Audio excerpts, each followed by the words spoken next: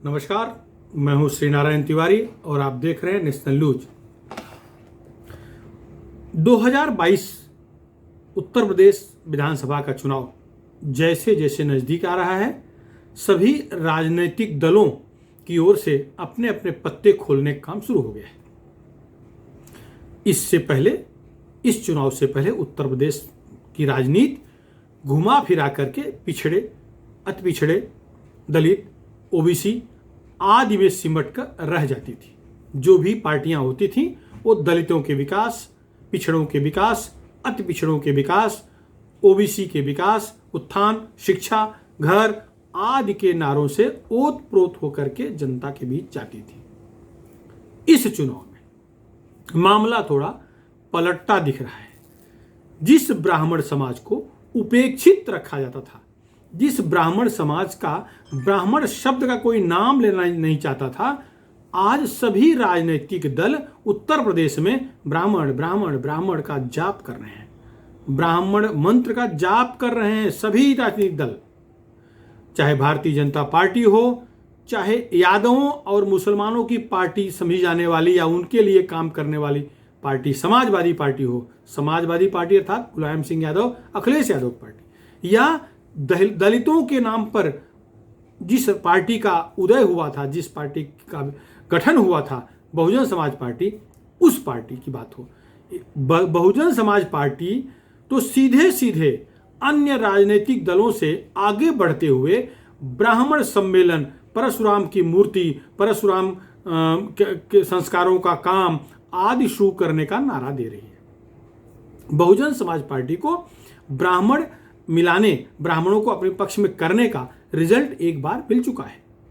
जब तक बहुजन समाज पार्टी केवल दलित की बात करती थी, केवल पिछड़ों की बात करती थी, वो विधानसभा में 10-20-50 सीटें ला सकती थी, इसके ऊपर नहीं बढ़ी थी।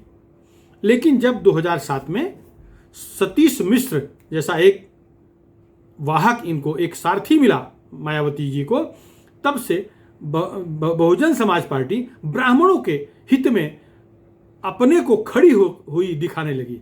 यह दिखाने की कोशिश कर रही थी कि वह ब्राह्मणों की हितैषी पार्टी है और वह ब्राह्मणों को दलितों के साथ मिलाकर एकत्रित करने का, इकट्ठा लाने का प्रयास की थी उस चुनाव में, उस चुनाव से पहले, जिसका फल यह हुआ कि 2007 में बहुजन समाज पार्टी स्पष्ट बहुमत के साथ विधानसभा में आई और उत्तर प्रदेश में 5 साल निष्कंटक राज किया।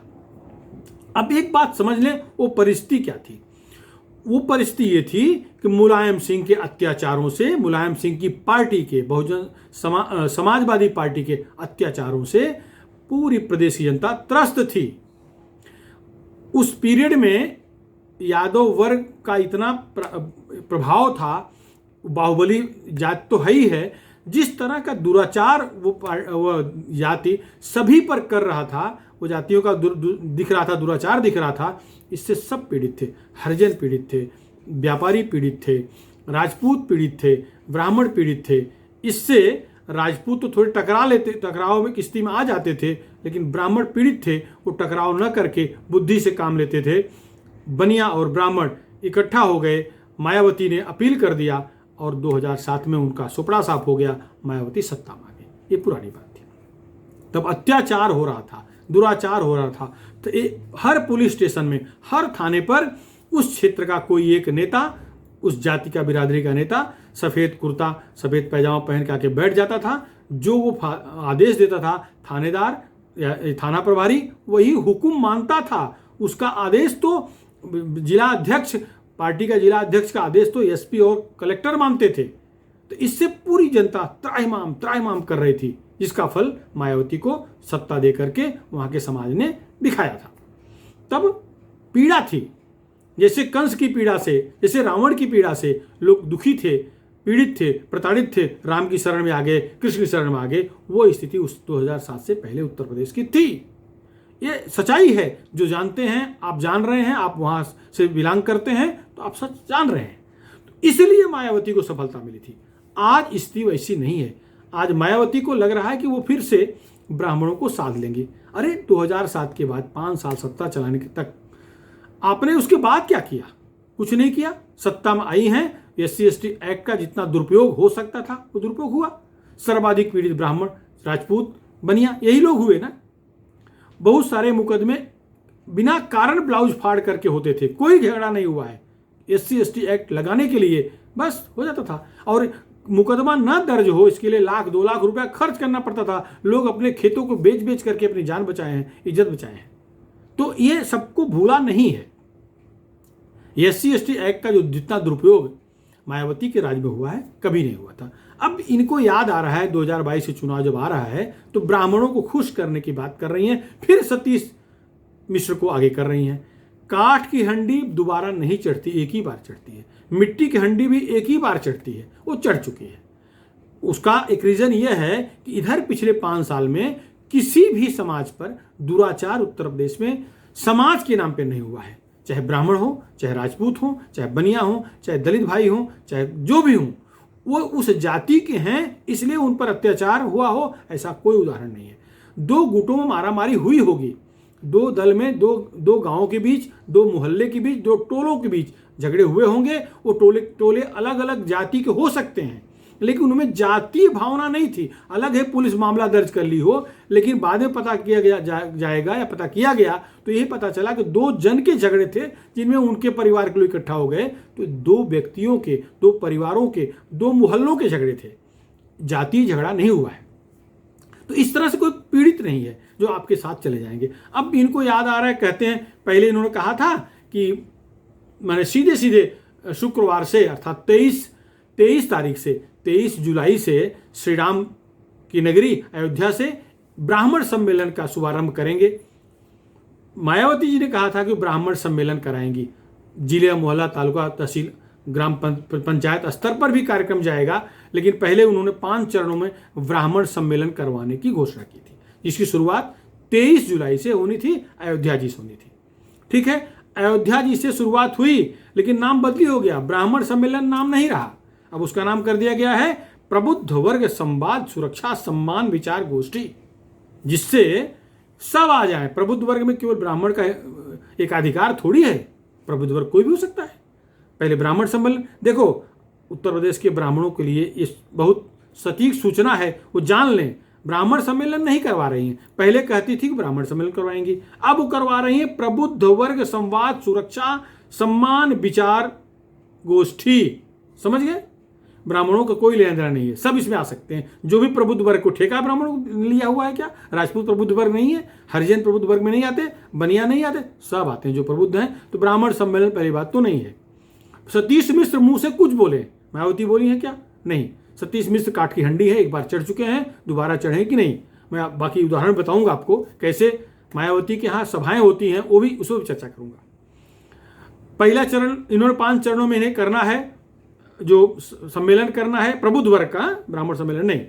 पहला अयोध्या में 23 तारीख को हो गया, इसके बाद अब मथुरा जी में करेंगे, वाराणसी काशी जी में करेंगे, चित्रकूट में करेंगे, बुद्ध भूमि पर करेंगे। देखिए, श्री राम मंदिर के निर्माण की बात तो करते हैं, कोर्ट का आदेश आ गया है, लेकिन मथुरा मुक्ति की बात नहीं कर रहे हैं। भगवान श्री कृष्ण के मंदिर की मुक्ति की बात नहीं किए, एक बार भी किसी के मुंह से नहीं निकल रहा है इनके। अगर आप ब्राह्मणों की तैसी है ना, ब्राह्मण तो धार्मिक होते हैं, पूजा पाठ करने होते हैं ना, तो कहिए कि मथुरा मुक्ति आंदोलन कब चलाएंगे, मथुरा मुक्ति के लिए क्या आपका खाका है, क्या स्केच है?